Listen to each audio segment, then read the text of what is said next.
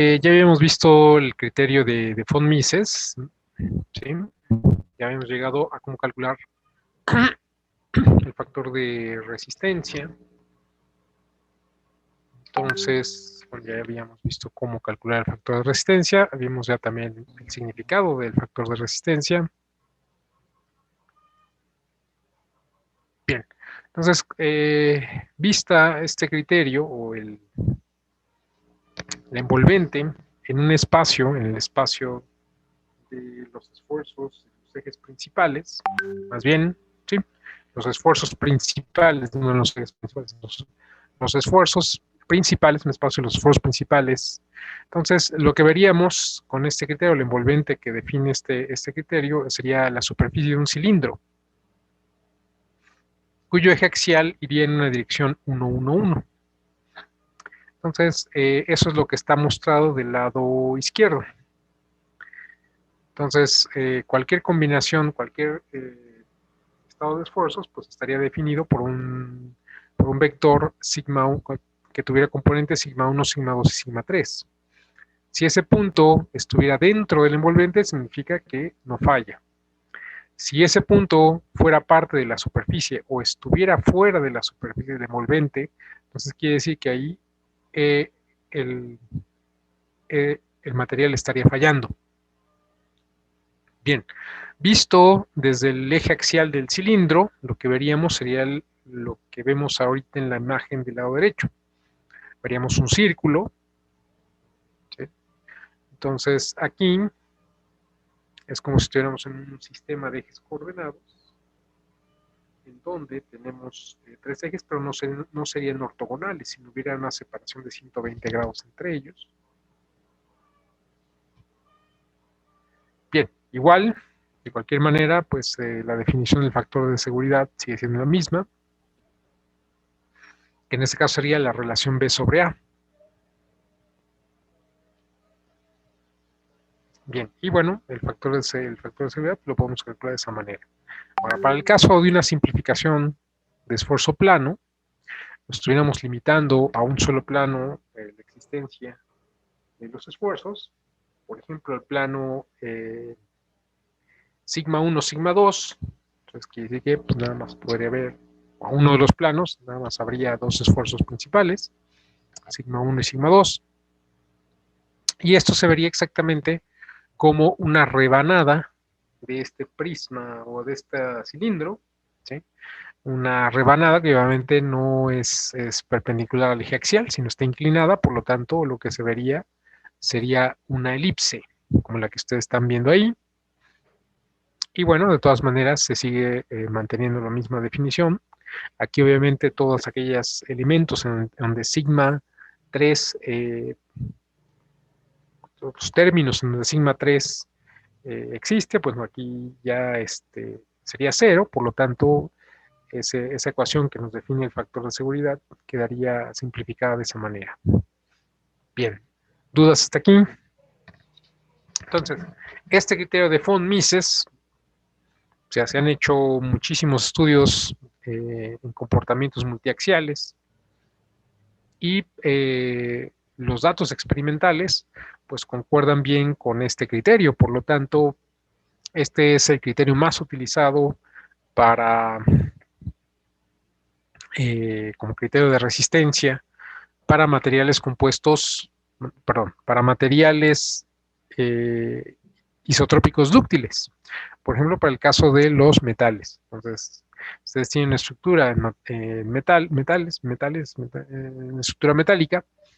Entonces, normalmente, pues, una buena práctica es utilizar el criterio de von Mises. Por eso, la mayor parte de los software de elementos finitos, pues, tienen incluido este criterio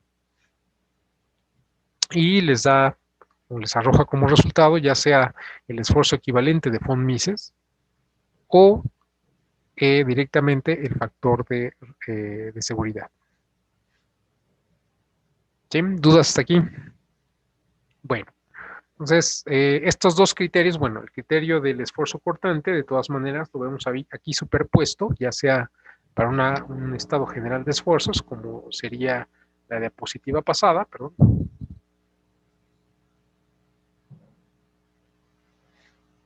que está aquí. Aquí veríamos inscrito el criterio del esfuerzo cortante máximo, que sería un poco más conservador, es decir, arrojaría por lo general factores de seguridad ligeramente menores que por el criterio de von Mises.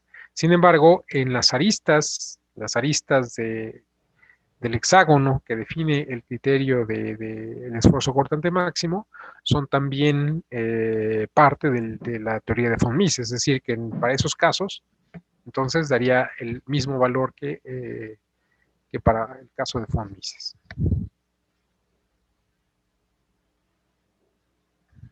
Bien, entonces, ¿dudas?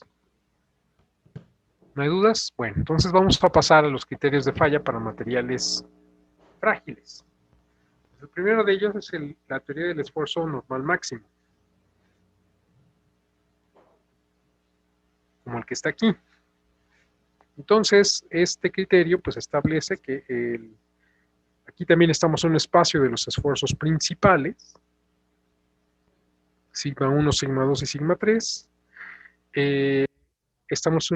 Son materiales, este criterio de falla está adaptado para materiales isotrópicos frágiles, entonces en ese caso pues tendríamos dos parámetros de resistencia, el esfuerzo máximo en tensión y el esfuerzo máximo en compresión.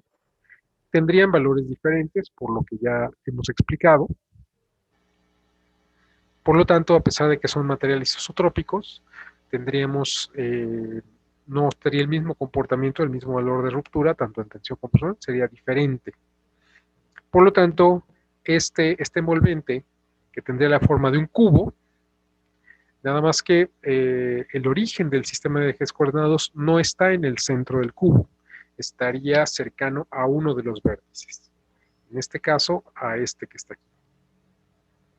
Porque obviamente el valor del esfuerzo máximo en tensión pues es menor que el valor del esfuerzo máximo en compresión.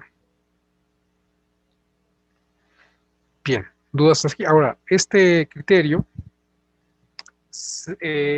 pues prácticamente ya no se utiliza, sin embargo, sí sería válido para cuando las magnitudes de uno de los esfuerzos principales fuera muy importante en comparación con los otros dos, perdón. Si por ejemplo sigma 1 es muy importante en comparación con sigma 2 y sigma 3, entonces sí es posible utilizar este criterio.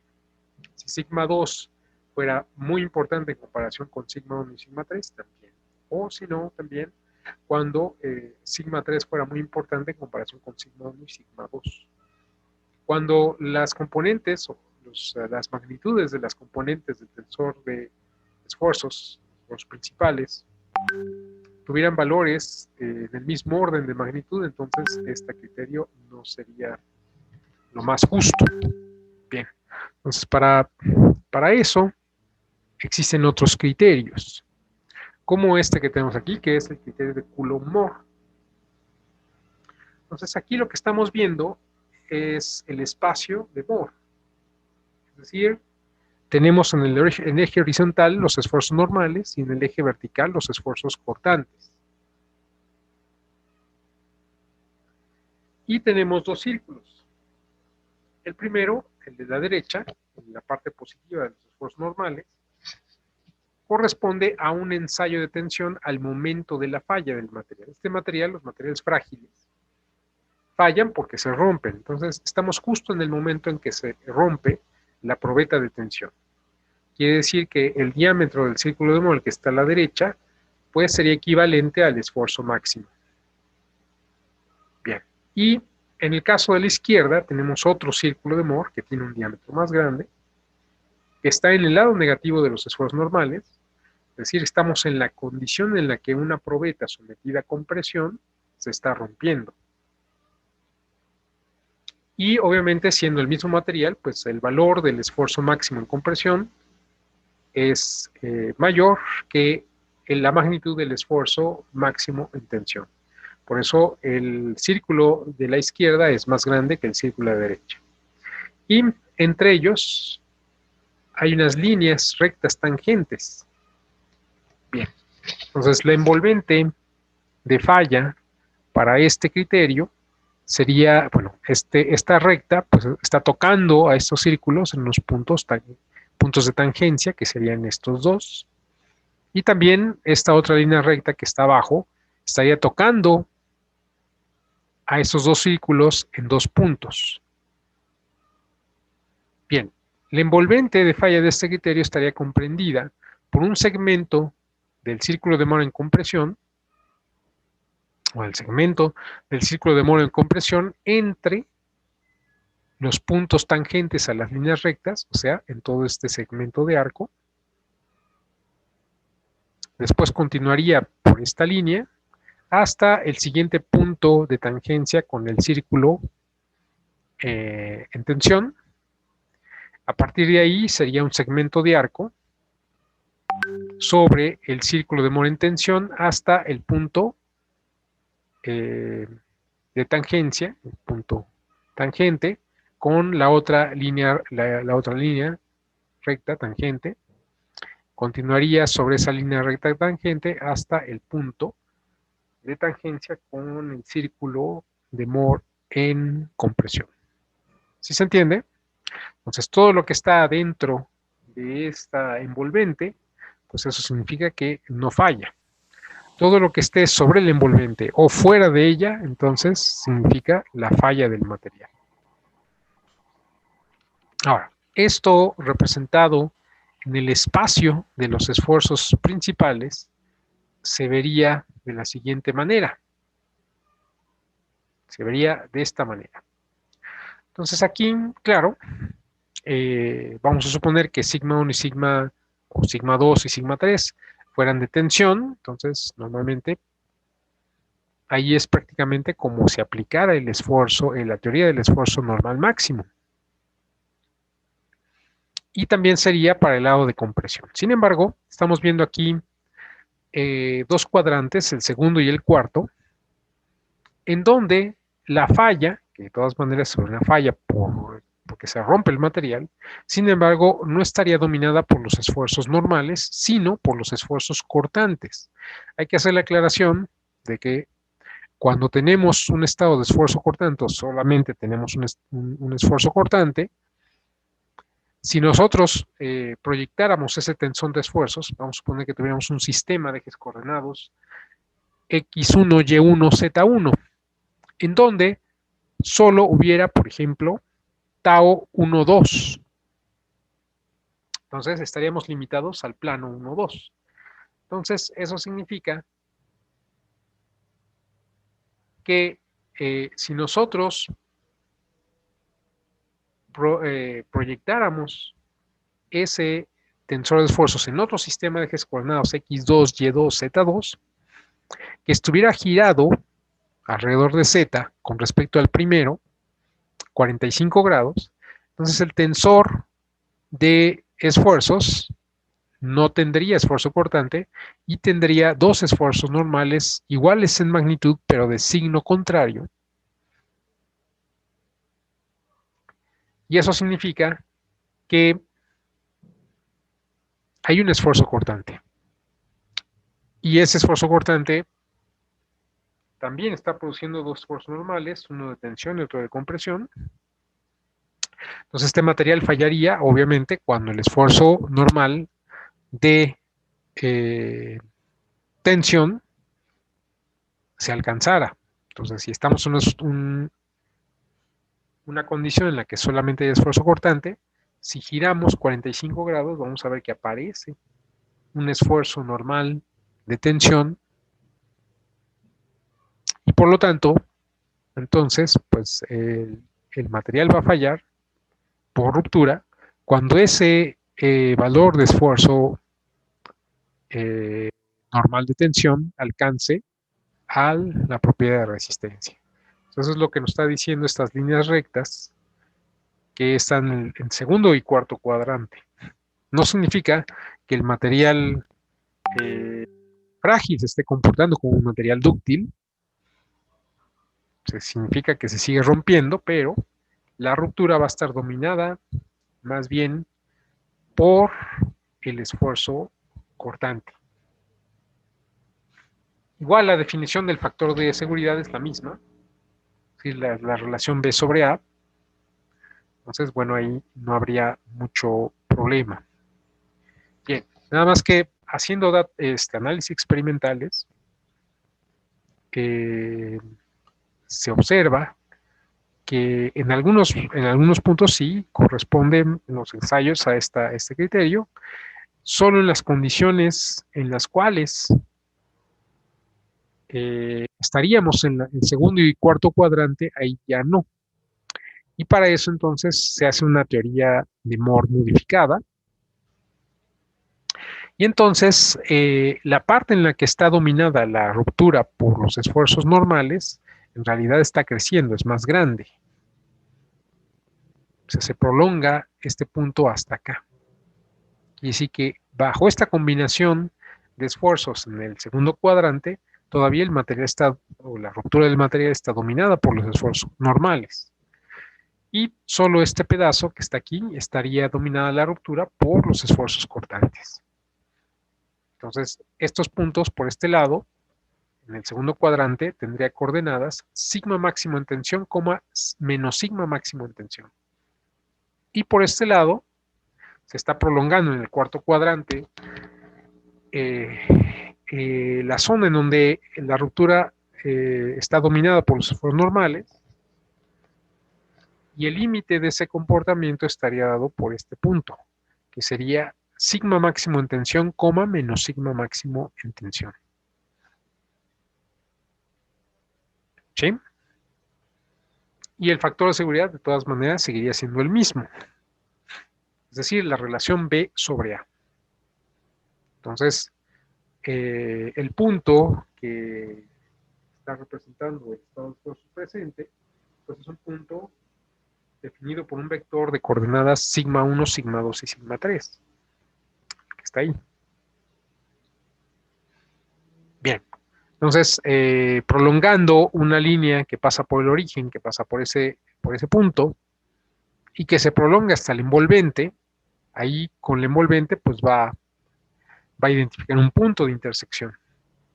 La magnitud de la distancia sobre la línea recta entre el origen y ese punto en donde cruza al envolvente de falla, pues ese sería el valor de B. Y el valor de A, pues es la distancia que habría. Claro, estamos en un espacio de esfuerzos, por lo tanto esas distancias son esfuerzos. Entre el origen y el punto identificado por el vector, cuyas componentes son sigma 1, sigma 2 y sigma 3, entonces sería, o daría como resultado, el factor de seguridad, por el criterio de Moore modificado. Bien, ¿dudas hasta aquí? Eso es para materiales frágiles. Pues ahora sí, vamos a pasar a los criterios de falla para materiales compuestos. Antes de eso, ¿dudas? ¿No?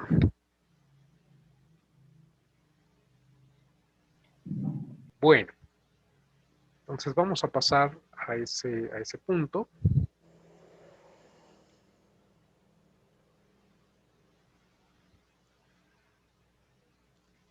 Bien.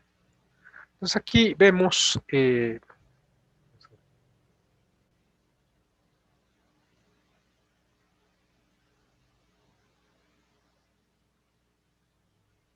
entonces habíamos visto que para el material compuesto, que es un material ortotrópico, pero que si este material compuesto o este material está o forma parte de una membrana, entonces le podemos aplicar una consideración simplificadora de esfuerzo plano. Ya habíamos analizado cuando tenemos el tensor de esfuerzo está limitado al plano LT. Entonces, en esta condición tenemos 5 parámetros de resistencia. Un sigma L máximo en tensión, un sigma L máximo en compresión, un sigma T máximo en tensión, un sigma L máximo en compresión y un esfuerzo tau LT máximo. Son nuestros 5 parámetros de resistencia para este material ortotrópico, que es un material compuesto. Entonces, una laminita de material compuesto que se comporta de una manera frágil. Sin embargo, eso no significa que una pieza de material compuesto, su comportamiento sea frágil, no. Eso, como tiene muchas capas, Cada capa pues está en una dirección diferente, por lo tanto entonces al final se tiene una pieza tenaz. Pero el comportamiento individual de cada una de esas laminitas sí podemos considerar que es frágil. Entonces, por lo tanto, vamos a ver esos criterios de falla. Entonces, como la laminita pues se sigue comportando de una manera frágil, entonces en primera instancia tiene la teoría del esfuerzo máximo. Esa teoría dice que cuando alguno de los componentes del tensor de esfuerzos alcance al parámetro de resistencia, entonces falla. Sin embargo, esta teoría pues no se utiliza mucho, es una teoría pues prácticamente histórica y puede servir solo en el caso en el que, por ejemplo, sigma L sea muy importante con respecto a sigma T, o que sigma T sea muy importante con respecto a sigma L. Ahí, obviamente, sí se puede aplicar este criterio, pero cuando sigma L y sigma T son en un orden semejantes, pues entonces no nos arrojaría datos, digamos, confiables. Por otro lado, también hay que entender, hay que hacer la aclaración, de que los materiales compuestos, a diferencia de los metales, se conocen o se ha empezado a estudiar y se han empezado a hacer aplicaciones estructurales de alto desempeño desde hace algunas décadas. O sea, estos materiales, su tecnología o la tecnología para hacerlo es mucho más reciente que los metales. Es decir, ¿desde cuándo se conocen los metales? Uf, desde la antigüedad. ¿Desde cuándo se conoce el comportamiento mecánico de los materiales compuestos para aplicación estructural? Pues eso es desde hace unas décadas, nada más. Por lo tanto, entonces, los criterios de falla no son tan antiguos como los criterios de falla para materiales isotrópicos. Si en el caso de materiales isotrópicos estamos hablando de criterios entre hace 200 años y 100 años. Los que hicieron todos esos criterios, pues no viven, no son contemporáneos. Nosotros se murieron, ¿no? O sea, tenemos ahí nombres como von Mises, como Moore, como Coulomb, ¿no? Sin embargo, estos criterios que vamos a ver de materiales compuestos son criterios mucho más recientes, mucho más recientes.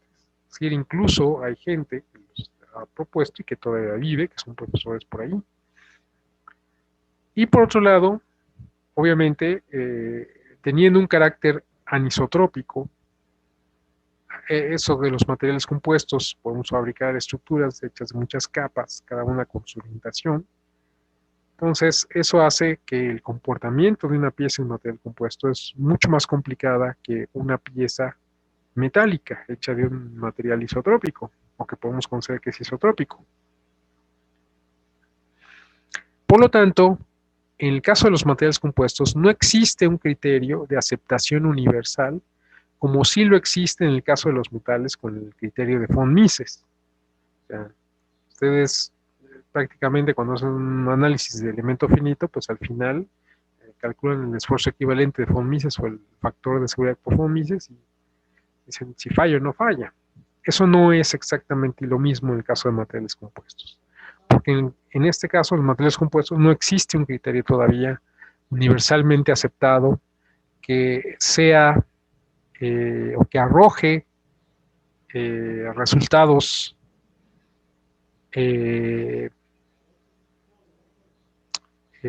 digamos, muy cercanos a datos experimentales, ¿no? En estados de esfuerzo generales, es decir, entonces cada criterio que vamos a ver aquí pues puede ser aceptable para un cierto intervalo o cierta combinación de esfuerzos, pero no hay todavía uno solo que podamos decir es confiable para cualquier combinación de esfuerzos.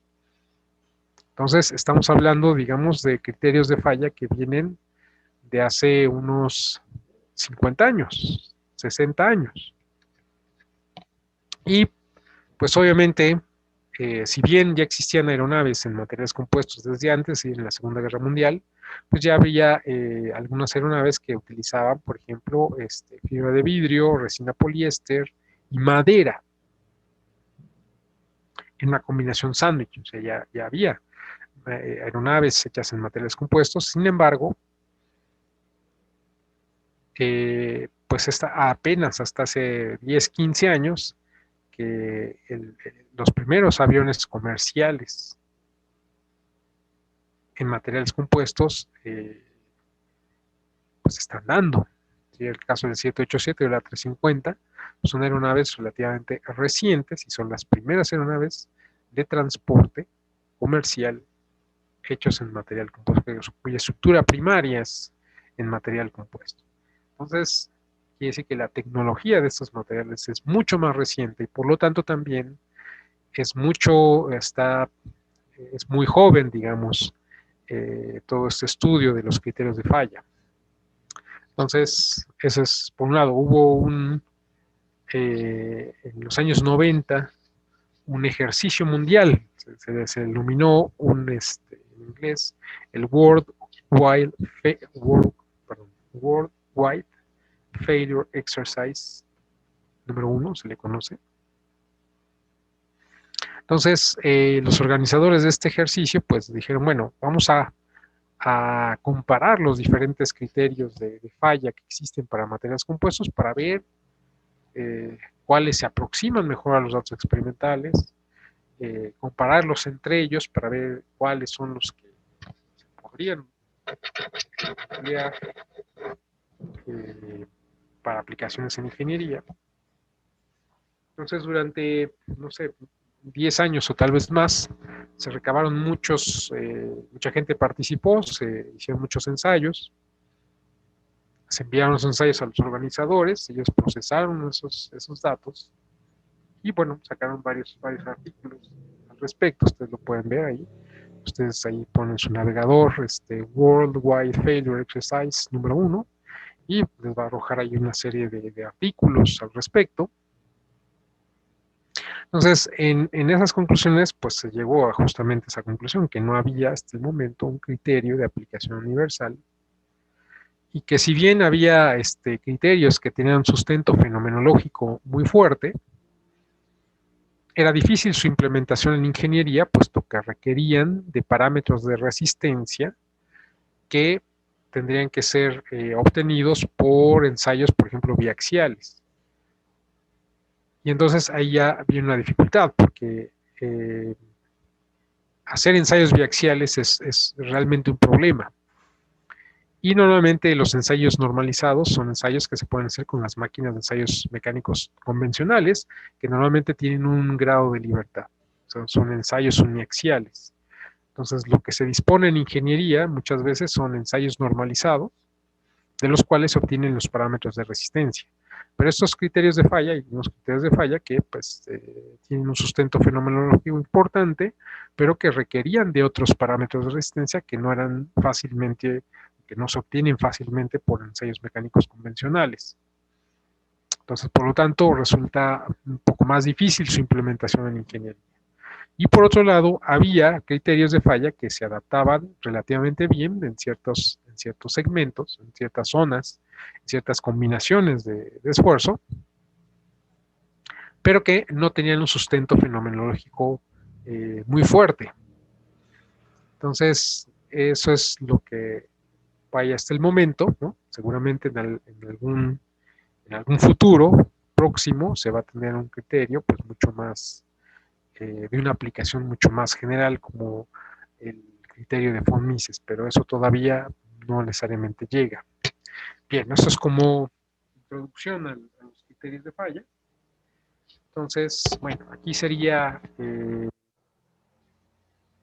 estamos viendo aquí en la pantalla, cómo sería el envolvente de falla o su representación esquemática en un espacio de los esfuerzos en los ejes principales del material. No confundir con los esfuerzos principales. Los esfuerzos principales es la proyección del tensor de esfuerzos en un sistema en el cual las componentes del tensor de esfuerzos cortantes son 0. Y es también un espacio de los esfuerzos, pero es el espacio de los esfuerzos en los ejes principales del material. Entonces aquí es sigma L, lo que se va a utilizar, lo que normalmente se utiliza, o la proyección que normalmente se utiliza para el tensor de esfuerzos, para los criterios de falla en materiales compuestos, es proyectar el tensor de esfuerzos en el sistema de ejes principales del material y obtener de esa manera sigma L, sigma T y tau LT. Y entonces estos criterios de falla lo que hacen es comparar los parámetros de resistencia, que también son parámetros en este sistema de ejes coordenados principales del material, contra el estado de esfuerzos presente. Entonces, claro, esto sería análogo al cubo que habíamos visto allá, para el caso de materiales isotrópicos.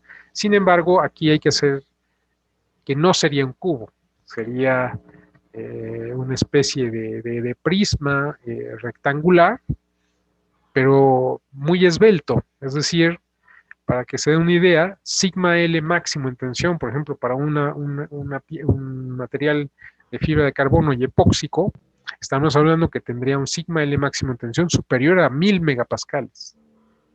Mientras que, por ejemplo, en sigma L máximo en compresión tendríamos unos 800 megapascales. Sigma T máximo en tensión, ahí en dirección transversal a las fibras, pues quien está trabajando más bien es la matriz. Y la matriz pues es muy poco resistente. De tal manera que ahí estaríamos hablando por lo más entre unos 100 o 150 megapascales. Y en compresión, en dirección transversal de las fibras, aumentaría. Es decir, que estaríamos hablando de unos 200, tal vez incluso 250 megapascales, pero no más. Es decir, que por un lado tendríamos 1000, por otro lado 800, por arriba tendríamos unos 150 y por abajo menos de 250 megapascales. Esos serían los límites o las intersecciones de estas líneas con los ejes coordinados. Entonces, es para que se den una idea. Bueno, esto es el criterio del esfuerzo máximo, que les digo, ya es prácticamente histórico, aunque puede ser válido para ciertas combinaciones de esfuerzo, como ya lo aclaré. Bien, vamos a pasar a otro criterio. También no se utiliza mucho, pero hay algunas combinaciones de esfuerzo que sí pueden ser compatibles con este criterio. Este criterio lo que dice es de que el material compuesto va a fallar, aquí es bajo el tensor de formaciones, cuando alguna de las componentes del tensor de formaciones alcance al parámetro de resistencia, pero en deformación. ¿Esto cómo se obtiene? Bueno, ok. Para obtener sigma L máximo en tensión, pues se hace una probeta, se ensaya una probeta, ensayo un axial, donde las fibras corren paralelas al eje axial de la probeta y se lleva hasta la ruptura. En ese momento en donde ocurre la ruptura, va a ocurrir, o sea, ese valor de esfuerzo va a corresponder a sigma L máximo en tensión, pero también para ese punto va a corresponder un valor de deformación, es decir, va a haber un epsilon L máximo en tensión. Si de la misma manera hiciéramos un ensayo de compresión, o sea, en dirección longitudinal de las fibras, en el momento de la ruptura aparecería un sigma L máximo en compresión, un esfuerzo, pero también a ese valor de esfuerzo estaría asociado un valor de deformación, un epsilon L máximo en compresión. Si se hace un ensayo de tensión en dirección transversal de las fibras, al momento de la ruptura, pues estaría apareciendo un sigma T máximo en tensión, pero también ese valor de esfuerzo correspondería a un valor de deformación epsilon T máximo en tensión. Y en dirección transversal, si hacemos un ensayo de compresión, al momento de la ruptura, estaría apareciendo un esfuerzo transversal máximo en compresión, y para ese mismo valor de esfuerzo también habría un correspondiente valor de deformación, un epsilon T máximo en compresión. Entonces, eso significa que cuando la combinación de esfuerzos produzca que se alcance alguno de los parámetros de resistencia, pero en deformación, entonces cuando ocurre la falla. De tal manera que en este espacio de los esfuerzos en los ejes principales del material, tendríamos estas líneas rectas. Por ejemplo, esta línea recta que está aquí, definida por esta ecuación, es el lugar geométrico de todas las combinaciones de sigma L y sigma T que producen epsilon L máximo en tensión. Esta línea recta que está acá, de este lado, es el lugar geométrico de todos aquellos puntos que son combinaciones de sigma L y sigma T que producen un epsilon L máximo en compresión. Esta línea recta que está aquí, pues es el lugar geométrico de todos los puntos sigma L y sigma T que producen la falla del material, es decir, cuando se alcanza epsilon T máximo en tensión. Y por acá es algo semejante, es decir, toda la combinación de sigma L y sigma T en donde se alcanza epsilon L máximo en compresión, perdón, epsilon T máximo en compresión. ¿Esto cómo se obtiene? Bueno, obviamente ustedes tienen su ecuación de flexibilidad, la que les dice que epsilon L va a ser igual a S1 por sigma L más S12 por sigma T.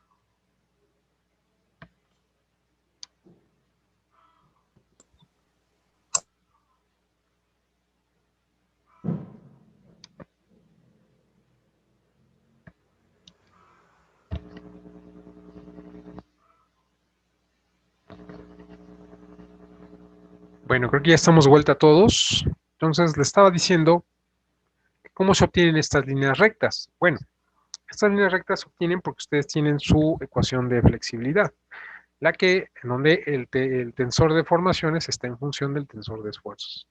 Si estamos en los ejes principales del material, entonces epsilon L va a ser igual a S11 por sigma L más S12 por sigma T. Entonces, si el material va a fallar cuando se alcance el parámetro de resistencia, que en este caso sería epsilon L máximo en tensión, de ahí les queda una ecuación, es decir, epsilon L máximo en tensión va a ser igual a S11 por sigma L más S12 por sigma T. Como estamos en un plano en donde hay sigma T contra sigma L, pues entonces ponen sigma T en función de sigma L. Y entonces lo que les queda es justamente, por ejemplo, estas cuatro ecuaciones que están aquí. ¿Sí se entiende? Sí, profe. Bien. Ok. Entonces, igual, pues este criterio tampoco se utiliza mucho, solamente hay unas combinaciones de esfuerzo en las que sí coinciden, digamos, los datos experimentales contra los arrojados por este criterio. Bien, vamos a pasar a al siguiente criterio. Esta es una teoría de Tsai-Hill. Entonces, Tsai es el profesor Stephen W. Tsai de eh, Princeton, de la Universidad de Princeton.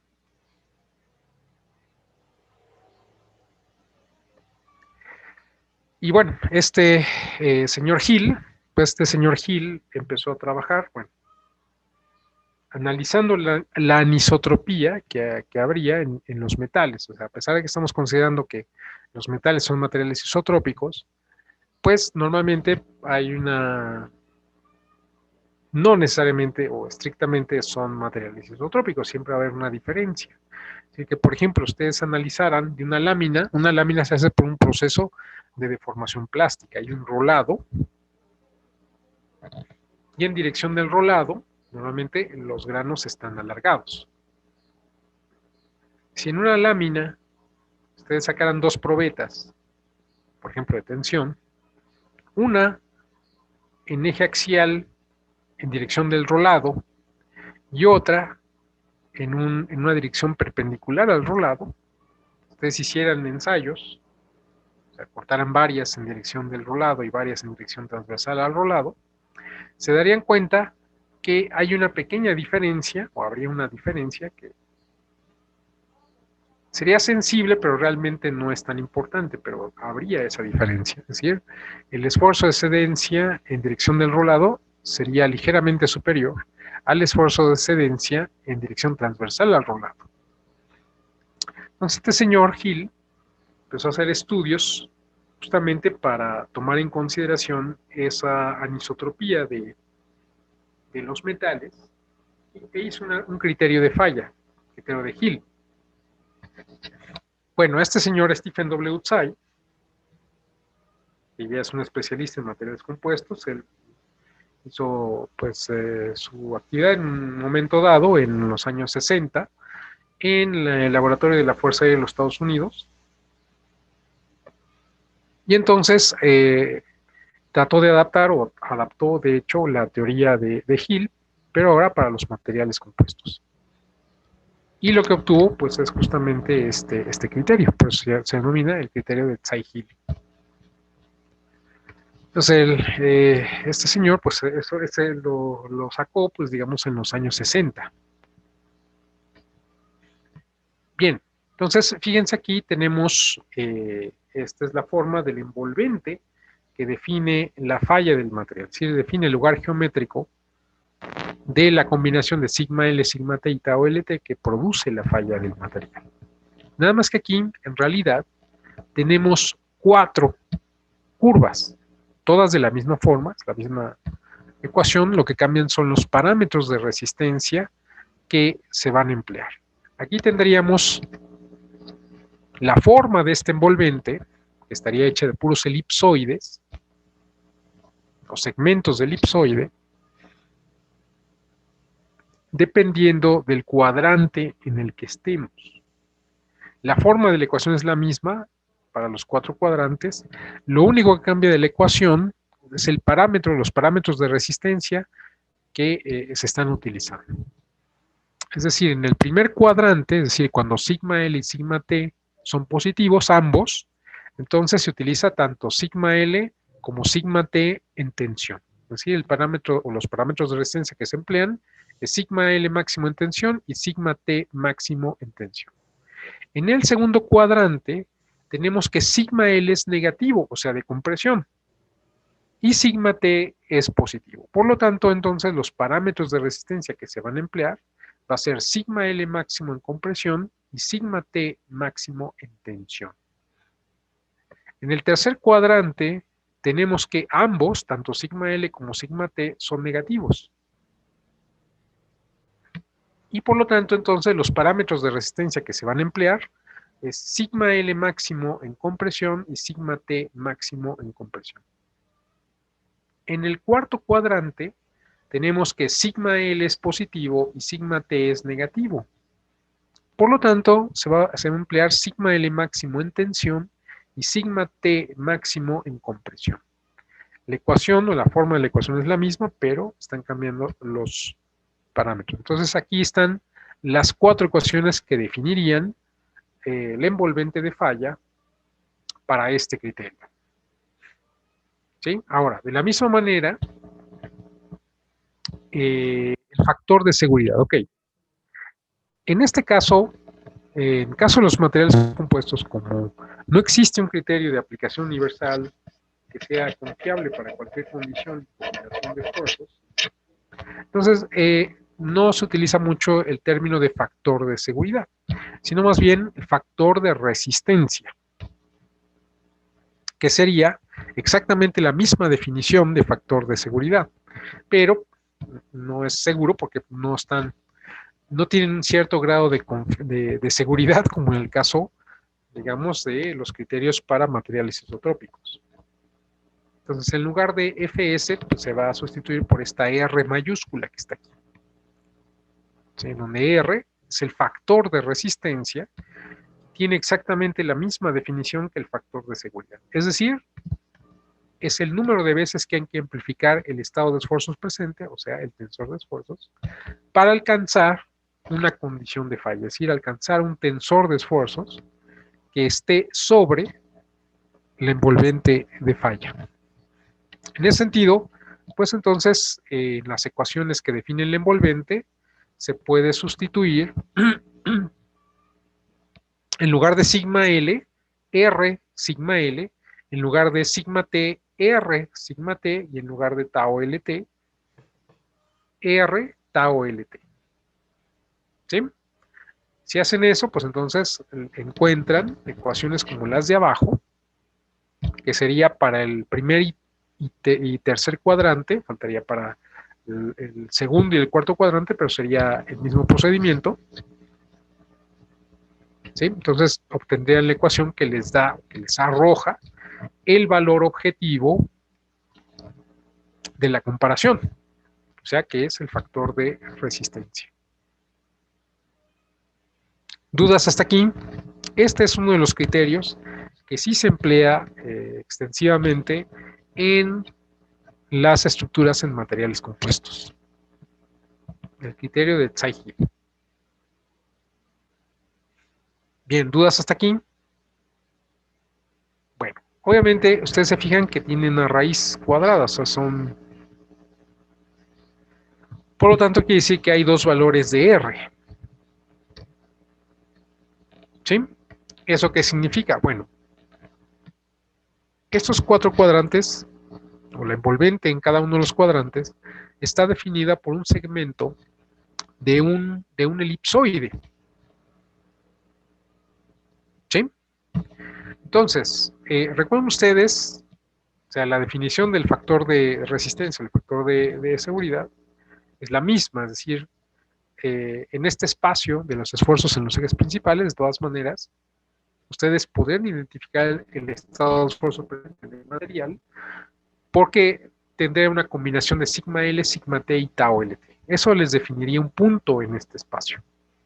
Si ustedes trazan una línea recta que parte del origen, que pase por ese punto y se prolongue hasta el envolvente de falla, verían que esa línea recta va a cruzar a ese envolvente que está definida por un elipsoide en 2 puntos.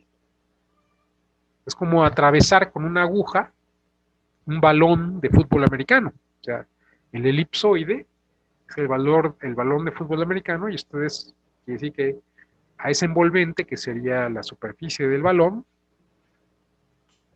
estaría atravesada esa superficie por esta línea recta, pero la intersección serían 2 puntos.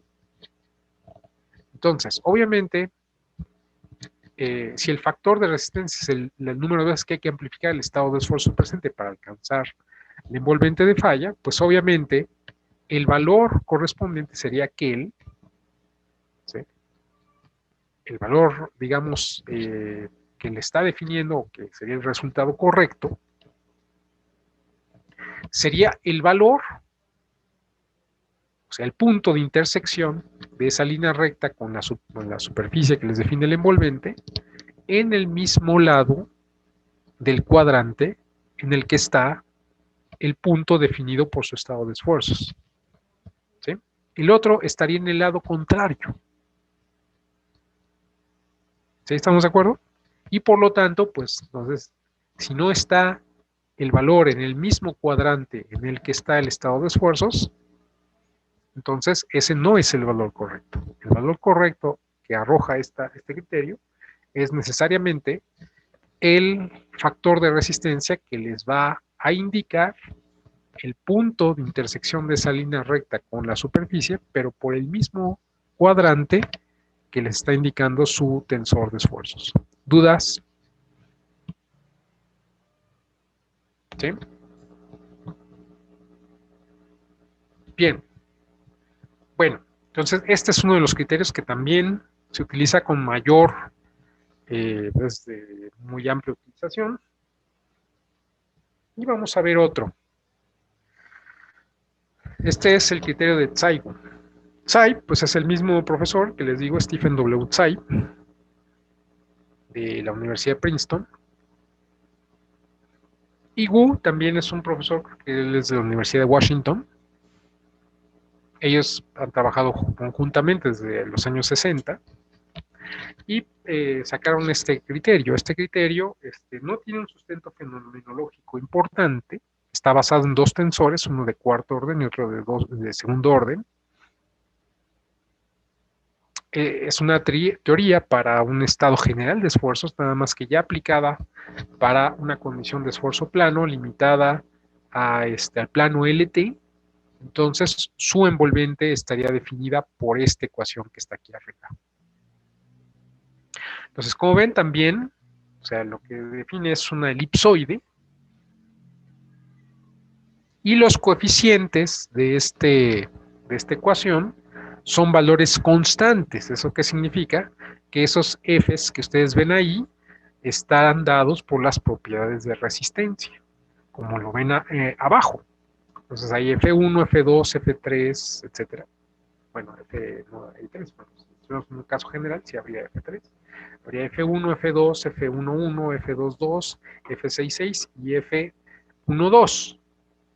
Bien, aquí este es uno de los criterios de falla que sí necesitan de otros parámetros adicionales.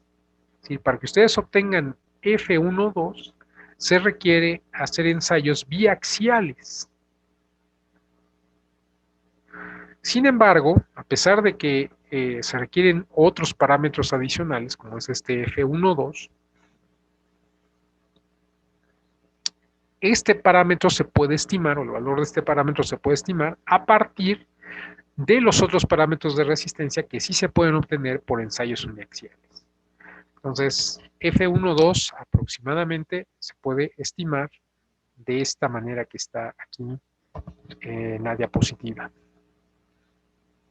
¿Sí se entiende? Entonces, a pesar de que se requiere, estrictamente hablando, otros parámetros adicionales, sí se puede estimar de una manera o con facilidad ese parámetro a partir de los parámetros de resistencia que se pueden obtener con ensayos mecánicos uniaxiales.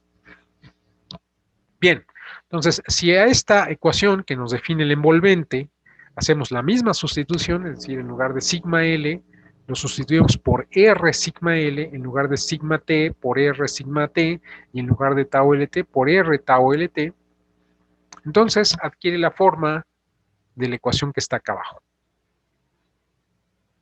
Y de aquí vemos, ordenamos, y vemos que es una ecuación de segundo grado, lo cual es lógico por ser un elipsoide. Y para obtener el valor de R, pues encontramos las raíces de este polinomio, bueno, esta ecuación de segundo grado, como ustedes ya lo saben hacer desde la secundaria, en donde pues A, B y C pues están expresados por esa relación. Igual aquí se tendrían dos valores de R. ¿Cuál es el R correcto? Pues el R que les indica un punto que está en el envolvente de falla, pero del lado del cuadrante correspondiente a su estado de esfuerzos. Y su apariencia en el espacio de los esfuerzos en los ejes principales sería esto. ¿Sí se entiende? Bien, ahora hay que hacer la aclaración que en Disculpe, todos tengo una los... duda Sí, con el factor de resistencia. sí, Si es un número adimensional, ¿cómo yo puedo identificar la intersección en el diagrama de esfuerzo transversal y longitudinal?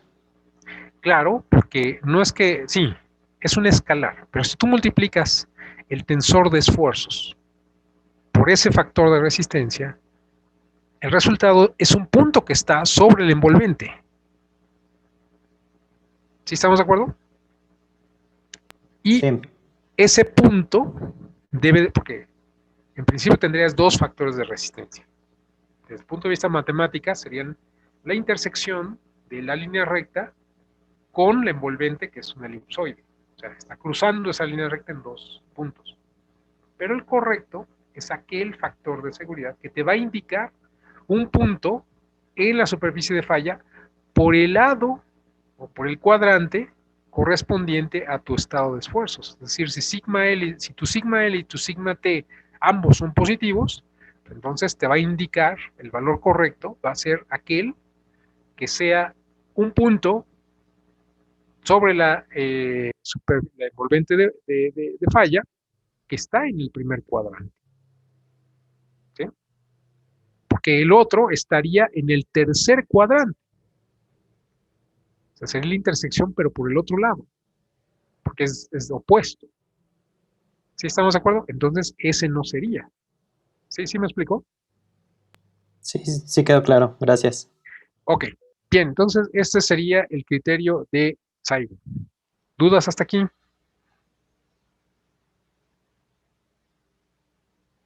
Bien, vamos a ver otro criterio también. Este tal vez no es tan utilizado como Tsaigu, pero es también utilizado. Y la ventaja de este criterio es que en realidad son cuatro criterios. Y aplicar este criterio también nos indica cuáles son los modos de falla, nos da información sobre los modos de falla. Todos los criterios anteriores no nos dicen absolutamente nada del modo de falla, y este sí. Entonces, hay modos de falla de fibra y hay modos de falla de matriz.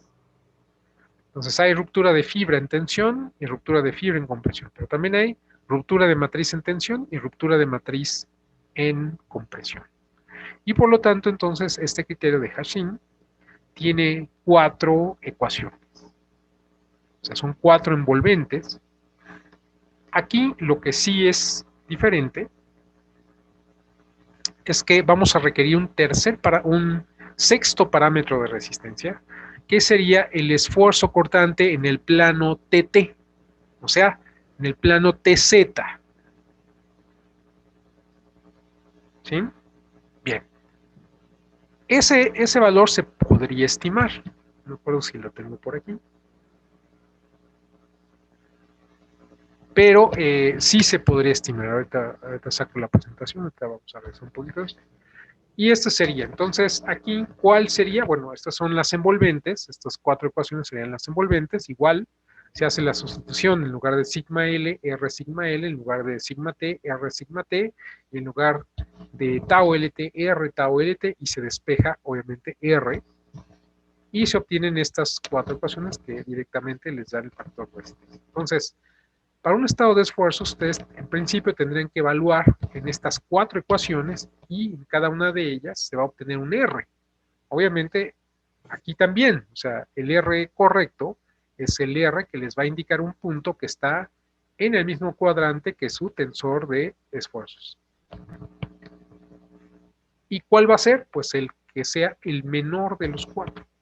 De estas cuatro ecuaciones, la que arroje el menor valor de R, ese es el factor de resistencia con el cual está trabajando y además ese valor menor, pues se produjo con alguna de estas cuatro ecuaciones y por lo tanto ustedes saben de qué ecuación se obtuvo y por lo tanto cuál es el modo predominante con el cual puede fallar.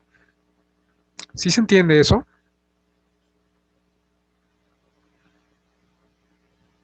¿Dudas hasta aquí?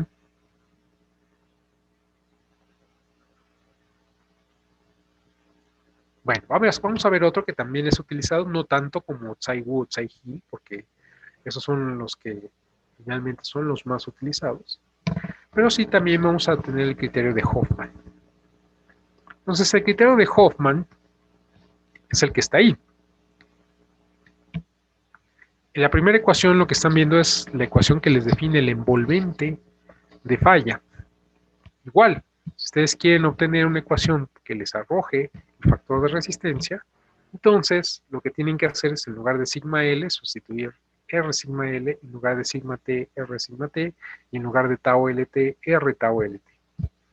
Y de aquí lo que se obtiene es justamente igual, pues son elipsoides, por lo tanto, entonces lo que tienen es una ecuación de segundo grado,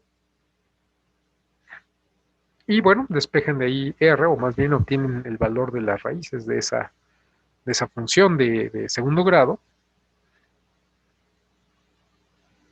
¿sí? Igual, obviamente el válido, pues es el R que corresponda al mismo cuadrante en el que está su tensor de esfuerzos. Y la forma que tendría este criterio, pues es la que ustedes están viendo ahí, es un elipsoide también.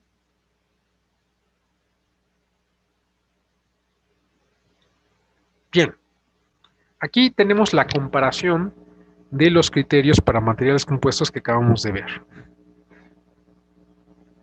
Entonces, aquí vean ustedes cómo difieren mucho en forma. O sea, no es como el criterio del esfuerzo cortante máximo y el esfuerzo de von Mises, que si bien no son exactamente iguales, pero uno es un hexágono y otro es un círculo. Y además coinciden todos en eso. Bueno, aquí los únicos lugares en donde coinciden todos los criterios de falla van a coincidir, pues es obviamente en los ensayos uniaxiales, puesto que son la base para formar todos estos criterios. Entonces, cuando ustedes tengan un sigma L muy grande en comparación con sigma T y tau LT, cualquier criterio de falla les va a servir. Cuando sigma T es muy importante o muy grande en comparación con sigma L o tau LT, todos los criterios de falla les va a servir, o cuando sigma L tenga un valor muy grande, aunque sea negativo, con respecto a sigma T y tau LT, pues también les va a servir. Entonces, todos los criterios de falla coinciden para los ensayos uniaxiales. Pero entre más nos alejemos de esos ensayos uniaxiales, ahí es donde se amplían las diferencias. Entonces, en estos resultados del Worldwide Failure Exercise número 1, ahí se establece que, bueno, si bien no es la panacea el criterio de Tsai-Wu, pero se ajusta bien a los datos experimentales en ciertos intervalos, en ciertas combinaciones de esfuerzo. No en la parte de compresión. En la parte de compresión se tiene una dificultad porque se requieren hacer ensayos biaxiales en compresión, lo cual es sumamente complicado y por lo tanto entonces todavía no se sabe por ahí si Tsai-Wu les puede responder o no. Había otro criterio que es el que no está aquí, es el criterio de Puck. Ese criterio normalmente lo presentan los alemanes porque el profesor Puck es un profesor de la Universidad de Aachen, en Alemania, que tiene un criterio de falla que en realidad es un poco es bastante más complicado de poner en práctica, pero en Alemania existe pues lo que sería el equivalente aquí en México como el colegio. Allá en Alemania solamente hay un colegio de ingenieros, ¿no? Pero este colegio de ingenieros no solamente vigila el ejercicio profesional o acredita los programas de ingeniería, sino que también emite o, buenas prácticas de ingeniería. Es decir, cómo es la buena práctica, por ejemplo, para hacer el diseño de una pieza en material compuesto. Entonces tiene una norma, ese organismo se llama el BDI de Alemania, pues hay una norma BDI. Obviamente no son normas obligatorias, pero sí es un conjunto de buenas prácticas, ¿no? Entonces, ahí existe una norma en la cual para diseño de piezas de material compuesto, pues ellos establecen que se tiene que hacer por PUC, el criterio de PUC. Entonces, el criterio de PUC se ha visto que posiblemente sí se ajusta bien en los ensayos en compresión, en el tercer cuadrante, mejor que otros. Entonces, es muy variable. Ahora, aquí, si ustedes se quieren ver conservadores, ¿sí?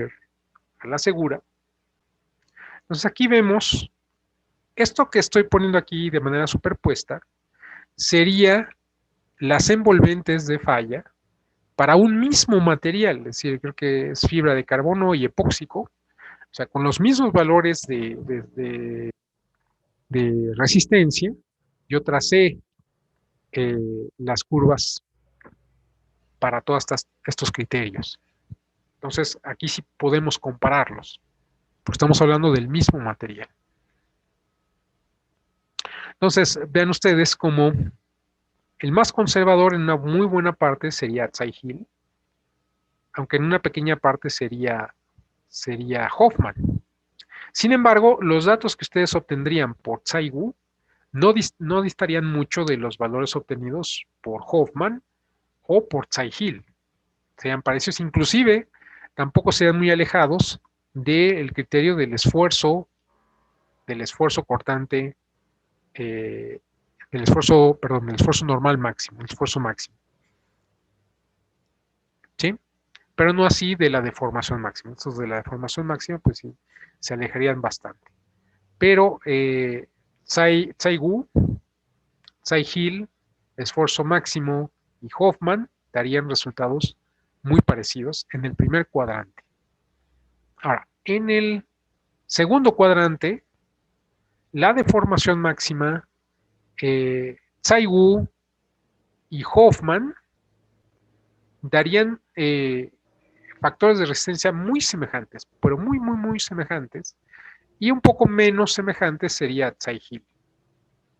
El que daría un poco más alejado sería el esfuerzo máximo. Pero Tsai-Wu, Hoffman y deformación máxima darían factores de resistencia muy parecidos.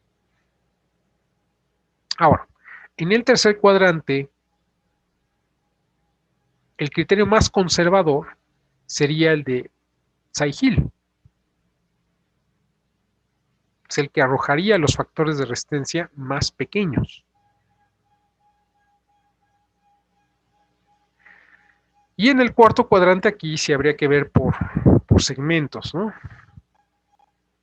Es decir, en una buena parte, o sea, por ejemplo, hasta aquí, Tsai-Wu y deformación máxima les darían valores parecidos, o serían la teoría de la deformación máxima les daría los menores factores de resistencia hasta este punto. A partir de este punto, los menores factores de resistencia los daría Tsai-Wu y tendrían Tsai-Hill, que les daría parecidos, pero un poco más elevados, y finalmente Hoffman, que ese sí tendría mucha discrepancia con nosotros, ¿no? Y el esfuerzo máximo, que ahí también les daría mucha discrepancia. Pero los que les arrojarían los factores de resistencia más pequeños sería deformación máxima y Tsai-Wu. Bien, ¿dudas hasta aquí? Ahora, la buena práctica es de que si ustedes conocen en qué combinación de esfuerzos tienen, ¿sí? Saben qué sigma L, sigma T y tau LT están, pues entonces habría que ver la literatura, ver cuáles son los criterios de falla, que para esa combinación de esfuerzos son los que se aproximan más a los datos experimentales y para el tipo de material también, porque incluso puede haber una sensibilidad dependiendo del tipo de material. No es lo mismo que fuera fibra de carbono y epóxico que fuera aramida y epóxico. No es lo mismo que fuera aramida y epóxico en compresión que en tensión. Entonces, sí habría que ver. Esa sería la mejor recomendación, es analizar para ese estado de esfuerzos, esa combinación de esfuerzos, cuál es el criterio de falla que más se aproxima a esos datos experimentales y tratar de utilizarlo. el criterio conservador, es decir, sería el criterio de falla que les arroja el menor factor de resistencia. Obviamente eso implica que tal vez están sobreestimando los esfuerzos y obviamente eso les va a repercutir en un exceso de material. Pero como les dije, hasta ahorita todavía no existe un criterio de falla de aplicación universal que digan este es el más seguro. Todavía no existe. Entonces, mientras eso no ocurra, pues entonces pues utilicen una buena práctica. ¿Sí? ¿Dudas hasta aquí?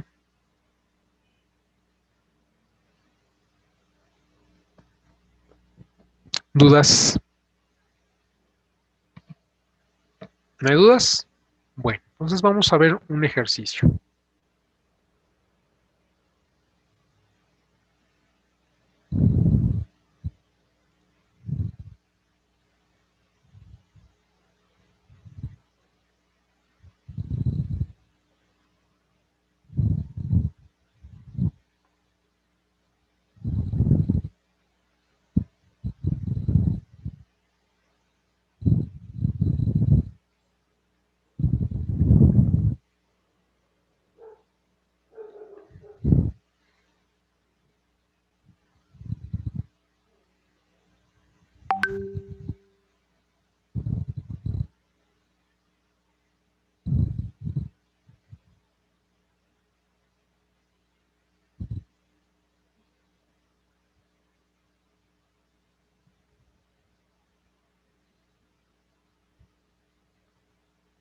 Bien, dejen entonces compartirles.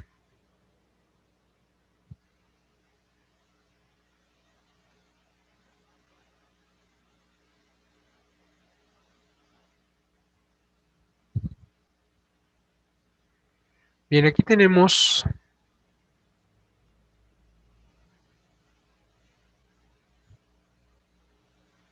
este problema. Tenemos un tubo hecho de material compuesto por bobinado filamentario. Es vidrio epóxico. Las fibras tienen siempre una orientación de 55 grados respecto de la generatriz del tubo. ¿Sí? La pared del tubo tiene 5 milímetros de espesor y tiene un diámetro de 125 milímetros, así como está en el esquema de la figura. Entonces, en primera instancia, o el primer inciso de este problema, bueno, ahí tienen de todas maneras sus propiedades elásticas, sus propiedades térmicas. Entonces, el primer inciso del problema es que vamos a suponer que este tubo está tapado, tiene tapas. Y ustedes quieren saber cuál es la presión, si yo meto presión adentro del tubo, cuál es la presión a la cual va a fallar este tubo. ¿Sí? Ese es el primer inciso. ¿Sí? Bien. El segundo inciso es que vamos a suponer que este tubo no tiene tapas, pero, bueno, sí tiene tapas desde el punto de vista hermético, es decir, hidráulico o neumático, pues sí tendría unas tapas que impiden, pero está limitado de desplazamiento axial. Es decir,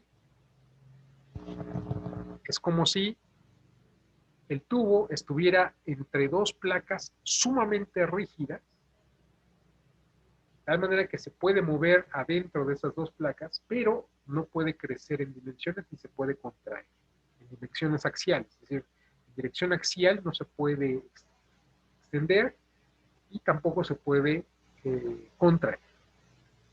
Y además se le está agregando un incremento de temperatura de 100 grados. Es un delta T de 100 grados positivo. Y entonces la pregunta es encontrar la presión a la cual va a fallar este tubo para esas condiciones. ¿Sí? ¿Se entiende?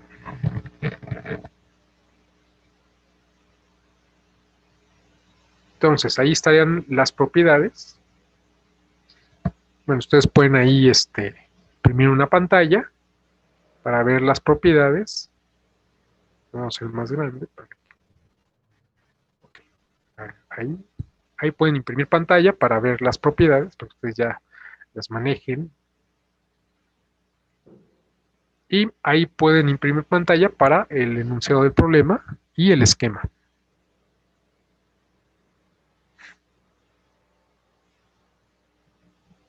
Bien. Entonces aquí... ¿Puede poner el de propiedades otra vez, por favor? Sí.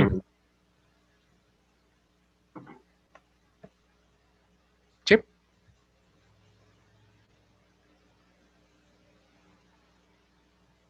Sí, gracias.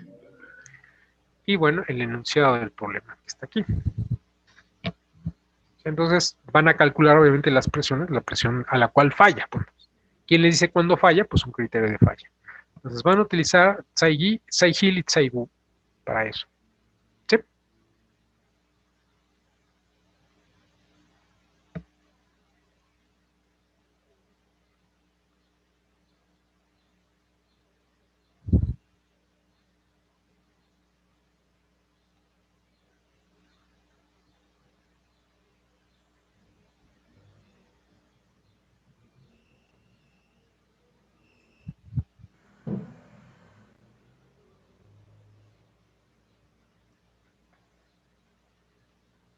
Bien, entonces trátenlo de empezar ahorita de una vez para que salgan las dudas. Si hay alguna duda, pues ya me preguntan. Bueno, de todas maneras, yo creo que sí va a ser necesario que vayan pensando algunos días para reponer, bueno, no para reponer, sino para completar los temas y que no tengamos que eh, recorrer mucho tiempo la evaluación para que estemos en el tiempo.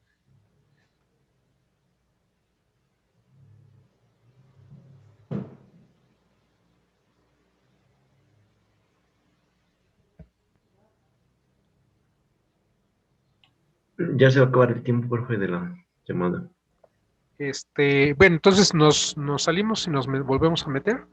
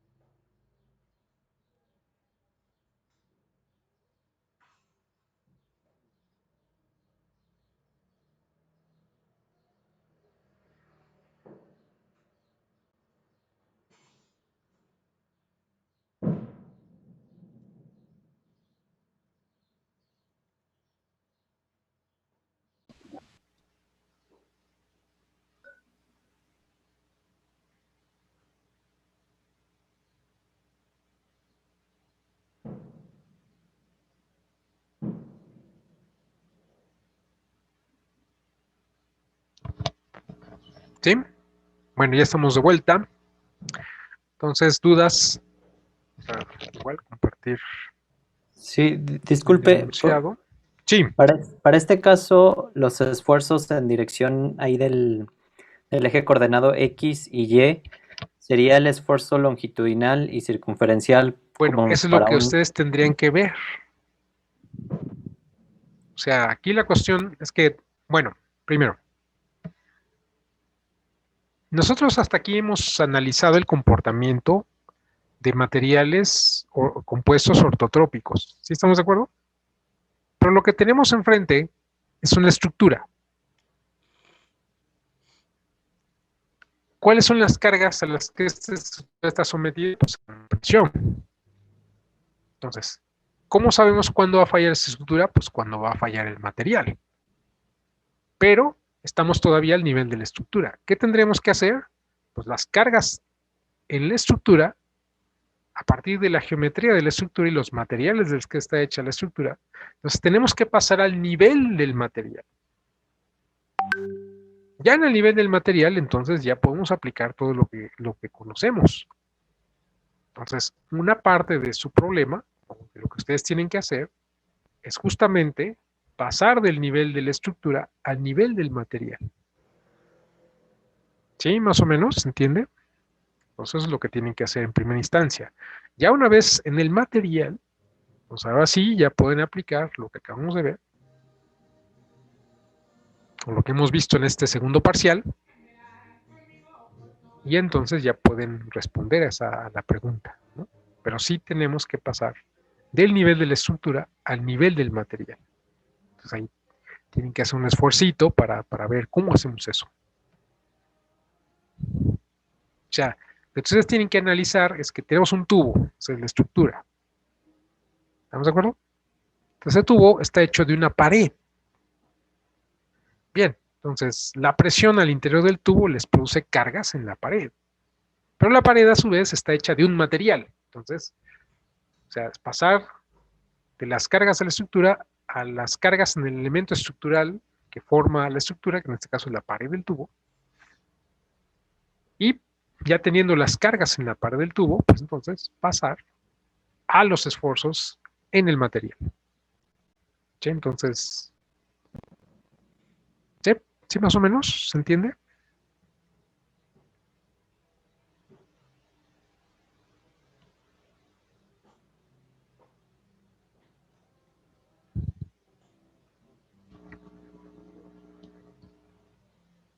Profe, entonces, para pasar al material, bueno, a una parte significativa del material, podríamos tomarlo como una placa, o sea, porque sería una parte significativa. Mira, primero tienes que identificar a qué cargas está sometido la pared del tubo. ¿Sí? Entonces, ve a qué cargas está sometida la Sería, pared. como son de presión, pues serían a cargas perpendiculares a la pared, ¿no? Por eso, pues no sé, pues ahí tienes tú que analizar. O sea, lo que necesito es que hagan un esfuercito de hacer eso. Cuando ya hicieron el esfuercito, que dijeron, no, es que no le hice o sí le hice, bueno, entonces la revisamos, ¿no? O sea, sí, lo que necesito es que traten ustedes de hacer eso. Y lo que sí les puedo decir es que estamos al nivel de la estructura. Acuérdense que una estructura puede estar hecha de muchos elementos. En este caso es una mucho más sencilla. O sea, tendríamos las tapas. Ese sería un elemento que ahorita nos estamos metiendo con las tapas. ¿Sí? Y tendríamos la pared del tubo. Esos serían nuestros elementos estructurales de los que está hecha la estructura. Entonces, para saber lo que le estoy preguntando, pues entonces ustedes primero tienen que saber cuáles son las fuerzas, las cargas a las que está sometida la pared del tubo. Ya una vez teniendo las cargas a las que está sometida la pared del tubo, ustedes ya pueden pasar al nivel del material y esas cargas en la pared pasarlas de alguna manera a esfuerzos en el material. Entonces, lo que primero tienen que hacer es encontrar las cargas a las que está sometida la pared del tubo.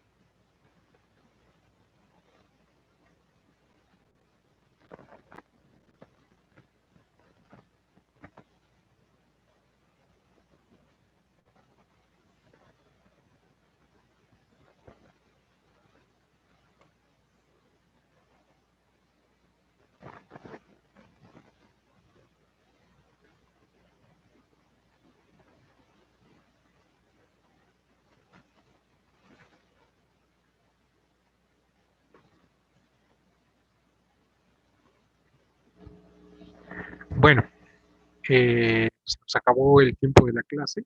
Entonces, de todas maneras, traten de hacer. Vamos a revisar la próxima clase. Pero sí es importante que lo traten de hacer. ¿Sí? Sí, profe, está Bueno, bien. Sí, profe. entonces, nos vemos la próxima clase. Cuídense. Hasta luego. Hasta luego. Hasta luego, profe.